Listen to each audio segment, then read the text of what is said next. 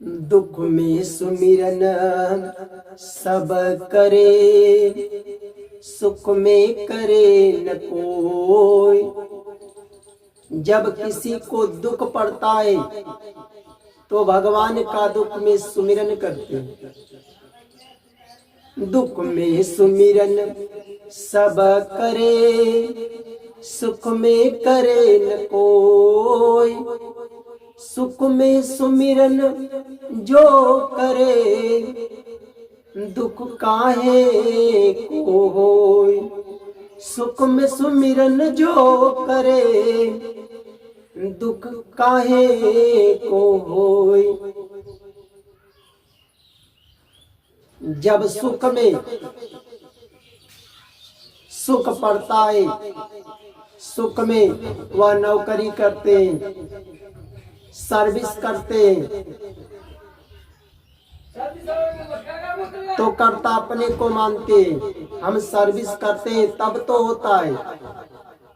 Business व्यापार करते हैं तो कर्ता अपने को मानते हैं कि बिजनेस करते हैं तो चल रहा है, व्यापार करते हैं तो चल रहा है, उसका कर्ता मैं हूं। ईश्वर को कर्ता नहीं मानते। घर बनाते हैं तो बनता है, अपना परिवार चलाते हैं तो चलता है, नहीं चलाते तो नहीं चलता, उसका कर्ता मैं हूं। और सुख में भगवान का भजन करने के लिए, सुमिरन करने के लिए समय नहीं मिलते। नौकरी सर्विस करने के लिए, व्यापार करने के लिए, परिवार चलाने के लिए उनके पास प्रतिदिन समय है। भगवान का सुमिरन करने के लिए आधा घंटा 20 मिनट भी उनके पास समय नहीं। कर्ता अपने को मानते हैं कि मैं करता हूं। जब दुख पड़ता है तो भगवान का सुमिरन करते हैं, भगवान का पुकार लगाते हैं, भगवान हमारे दुख को ठीक कर दो, हमने कोई गलती नहीं किया हूं, हमको दुख में डाल दिए।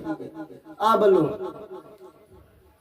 सुख का कर्ता तुम हो, पर दुख पड़ा तो ईश्वर को कहते हो हमने कोई गलती नहीं किया, भगवान हमें दुख में डाल दिए। जब सुख का कर्ता तुम हो तो दुख का कर्ता भी तुम हो। तुम्हारी कर्म से वह दुख मिला है, तो ईश्वर को दोष मत लगाओ। किसी व्यक्ति को दुख मिलता है तो उसके कर्म का फल है। ईश्वर किसी को दुख नहीं देते। तो दुख में क्यों ईश्वर को दोष लगाना है? दुख में पुकार करते हो, सुमिरन करते हो, तो सुख में ही कर लो। सुख में रह करके तुम बिजनेस करते हो, व्यापार करते हो, नौकरी सर्विस करते हो, घर परिवार चलाते हो, तो कर्ता ईश्वर को मानो। और उस सुख में रह करके भी भगवान का भजन करो, कीर्तन करो, सुमिरन करो, समय निकालो उसके लिए।